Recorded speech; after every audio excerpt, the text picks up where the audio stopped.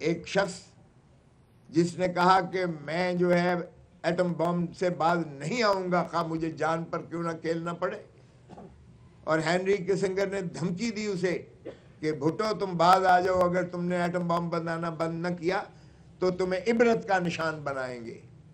اور اس نے وہ سائفر جو ہے راجہ بازار راول پنڈی میں لہرا کر قوم کو اعتماد میں لیا۔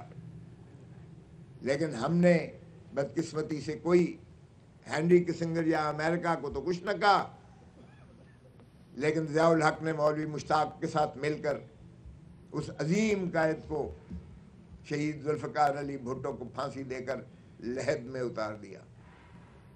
آج میں سپریم کورٹ کی طرف پچھلے ہفتے میں دیکھا، میں نے تین وزیر اعظم کا، یہ کب تک چلے گا کہ ہم اپنے اس طرح سے جو ہے وزرائے اعظموں کو اس طرح سے ہٹانے کا کھیل تماشا کرتے رہیں گے؟ کسی کو ہم عدالتی ذریعے سے ہٹائیں گے اور کسی کو ہم جسمانی طور پر ہی منقطع کر دیں گے۔ لیاقت علی خان کو 1952 میں گولی مار دی گئی، گن ڈاؤن ہوا، آج تک کوئی پتہ نہیں ہے اس کا کیا ہوا۔ شہید ذوالفقار علی بھٹو کو دیکھیے گا، رانی بے نظیر بھٹو کو دیکھیے گا، وہ بھی تشنگی ہے عدالت۔ ہر مرتبہ قوم نے عدالت کی طرف دیکھا۔ بدقسمتی ہے ہماری کہ جسٹس منیر ہی جیسے ججز نے ہمیشہ مایوس کیا اس قوم کو۔ آج پھر ہم عدالتوں کی طرف دیکھ رہے ہیں، اور مجھے یقین ہے کہ عدالتوں نے حلف اٹھا رکھا ہوا ہے۔ خدا را میں ان کو کہوں گا جسٹس منیر مت بنیے گا۔ تاریخ میں اگر ہماری عدلیہ کی لغت میں کسی کو گالی کہتے ہیں تو وہ جسٹس منیر ہے، اور اگر کسی کو ہم ہیرو کہتے ہیں تو وہ جسٹس کارنیلیس ہے، حالانکہ وہ غیر مسلم ہے۔ لیکن کردار جس نے دکھایا، جس نے قانون پر عملداری کی، جس نے آئین کی پاسداری کی، چونکہ آئین کا حلف اٹھایا ہوتا ہے، وہ امر ہو جاتا ہے، اس کا نام بھی مر کے بھی نہیں مٹتا۔ تو ہم توقع کرتے ہیں کہ آج عدلیہ وہی انصاف کے ترازو کو تھامے ہوئے برابر کا انصاف کرے گی۔ آج 25 کروڑ عوام آپ کی طرف دیکھ رہے ہیں۔ آج جو استحصال اس ملک کا ہو رہا ہے آپ کے سامنے ہے۔ آج جو مسنگ پرسنز ہیں یا ڈس اپیئرڈ پرسنز ہیں، آپ ان کو دیکھ رہے ہیں۔ آج ہماری پٹیشن جو میں نے کی تھی، چودھری اعتزاز احسن وہ دامے دھرمے سکھ نے میرے ساتھ ہے، اس نے کہہ دیا ہے بوجہ علالت اور بات ہے، لیکن اس کی چونکہ وہ پٹیشنر ہے 2 کیسز میں اور میں ان کا وکیل ہوں، تو اس لیے اس میں بھی ہماری دیکھیے بدقسمتی، اس سے بڑا کیا ایشو ہو سکتا ہے؟ آج آپ دیکھیں بلوچستان سے قافلے آ رہے ہیں مسنگ پرسنز کی تصویریں لے کر، وہ اسلام آباد کی طرف رخ کر رہے ہیں۔ اگر ماں ہے ریاست، ماں ہے وہ، بھائی ریاست سے انسان، پاکستان کی عوام یا کوئی دنیا کی عوام اپنی ریاست کیا توقع کرتی ہے؟ جان اور مال کی حفاظت کی جو ہے پناہ مانگتی ہے، چادر اور چار دیواری کا جو ہے تحفظ مانگتی ہے۔ آج نہ چادر اور چار دیواری کا تحفظ ہے، نہ جان اور مال کی تحفظ ہے۔ میرے گھر پر فائرنگ ہوتی ہے، میرے بیٹے پہ گولی ماری جاتی ہے، مجھے لفٹ میں 1 گھنٹہ جو ہے وہ سیر کرائی جاتی ہے، میرے بیٹے کو 13 کروڑ اور 65 لاکھ کا نوٹس آ جاتا ہے ٹیکس کا۔ چلیں چھوڑیں، یہ ذاتی بات پہ میں نہیں جاتا۔ میں آج پاکستان کی قوم کو خوشیوں کی طرف لے جانا چاہتا ہوں کہ ہم خوشی کا سفر کرنے کے لیے میں آج یہ قدم اٹھایا ہے، قوم کو ایک خوبصورت دن کی طرف لے جانے کی عزم کر کے۔ میں کوئی کہتے ہیں کہ یار یہ دنیا چھوڑے جا رہی ہے، پریس کانفرنس کر رہی ہے، تم کیسے پاگل ہو کہ تم شامل ہونے کی پریس کانفرنس کر رہے ہو؟ ایسا پاگل میں سمجھ کر جان بوجھ کے کر رہا ہوں۔ اگر پاکستان کو دھرتی ماں کی خدمت کرنے میں پاگل پن ہے تو ہاں میں پاگل ہوں۔ اگر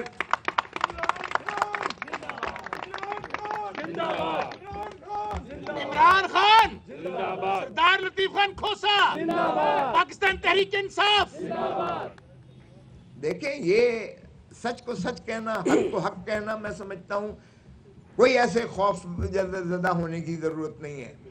اللہ کی رسی کو مضبوطی سے تھامے.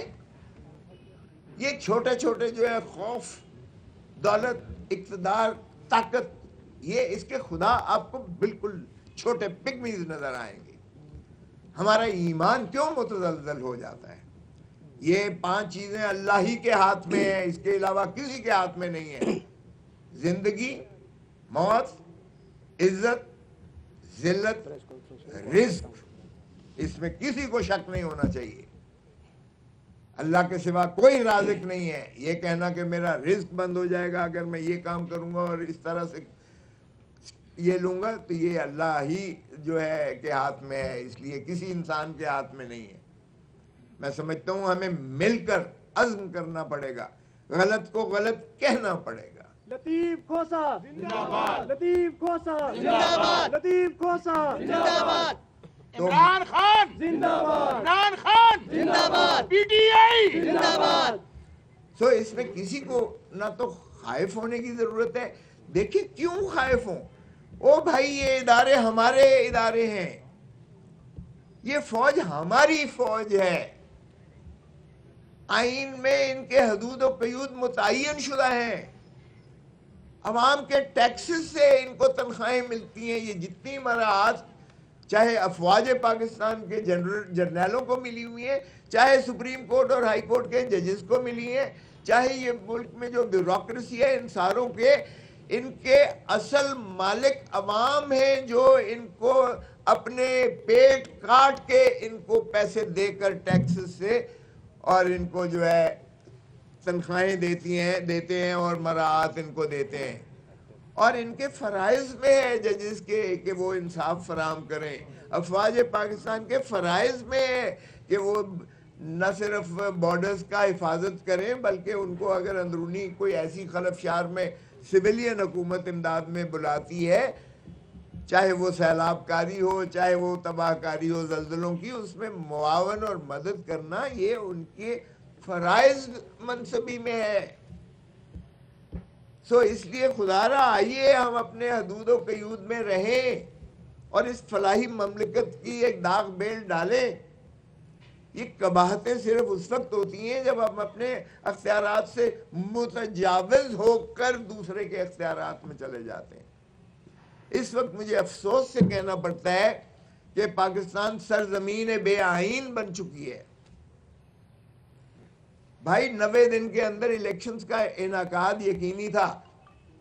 میں خراج تحسین پیش کرتا ہوں قاضی فائز عیسیٰ چیف جسٹس کو کہ کم از کم انہوں نے وہ جو دھندلاتے ہوئے بادل تھے، کوئی کہتا تھا الیکشن ہوگا 8 فروری کو یا نہیں ہوگا، ایک جماعت کے سربراہ فرماتے تھے کہ 2 صوبوں میں تو برف باری ہے، ہو ہی نہیں سکتا ہے. دوسرے کوئی کچھ کہتا تھا کہ جی یہ اس طرح چونکہ ہم نہیں لڑتے اگر لیول پلینگ فیلڈ نہیں آتی ہے. تو ان تمام چیزوں کا ازالہ ہو چکا. لیکن ایک مجھے افسوس بھی ہوا چیف جسٹس کے اس فیصلے پر کہ کاش وہ یہ بھی کر دیتے کہ اپنا جو ہے ڈسٹرکٹ ریٹرننگ آفیسرز اور ریٹرننگ آفیسرز یہ جوڈیشری ہی میں سے دے دیتے. پہلا سابقہ ایسا ہی چلتا آیا. اب آپ حیران ہوں گے کہ میں نے کل دائر کی ہے جو کل لگی ہوئی ہے. ہمارے ایک کارکن مرمت صاحب کو دیکھیں، مجھے اس چیز کا افسوس بھی ہوتا ہے کہ کیوں ہم پاکستان کی کیا ہم خدمت کر رہے ہیں جب ہمارا ایک صوبے سے ایک وکیل بھی ہے اور ایک وہاں کا ایک سیاسی پارٹی کا مرکزی قائد بھی ہے اور اس نے ایک ہلچل مچائی سارے صوبے میں، جس نے دیکھا ساری دنیا نے دیکھا. اور وہ صرف وکلاء کے کنونشن میں تقریر کرنے کے لیے آئے تھے، شراکت کے لیے آئے. ہائی کورٹ کے گیٹ پر گرفتار کر لیا. ارے بھائی یہ سینکچوری آف پیس اور جسٹس ہے، کیوں گرفتار کرتے ہو؟ کیا ہم مہمان نوازی سے اتنے عاری ہو چکے ہیں پنجابی اور لاہور کے وکلاء کہ ہم اپنے ایک مہمان آئے ہوئے کا تحفظ نہیں کر سکتے؟ مجھے شرم آئی کل.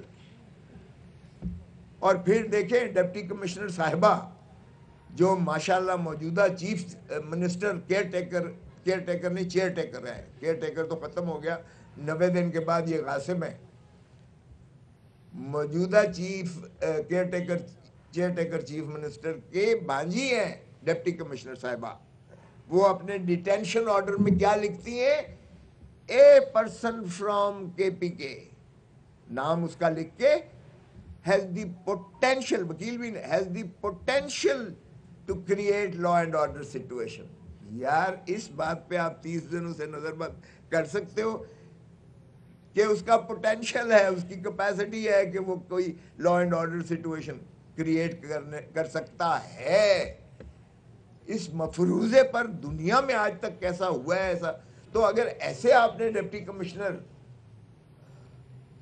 اور اسسٹنٹ کمشنرز کو آپ نے ڈسٹرکٹ ریٹرننگ آفیسر اور پریزائڈنگ آفیسر بنا کے ملک کا مقدر اگلے 5 سال کے لیے ان کے ہاتھ میں سونپنا ہے، تو کیا ہم روز اول سے ایک ایسی کبھی فیل کا ارتکاب نہیں کر رہے جس سے ہمارا ریاست مستقل ہونے کی بجائے، سٹیبل ہونے کی بجائے، جمہوریت کا تسلسل ہونے کی بجائے ہم روز اول سے اس کی ایسی غلط داغ بیل ڈال رہے ہیں کہ من پسند نتائج دینے کے لیے یہ ڈسٹرکٹ ریٹرننگ آفیسر اور ریٹرننگ آفیسر کسی حد تک بھی جا سکتے ہیں۔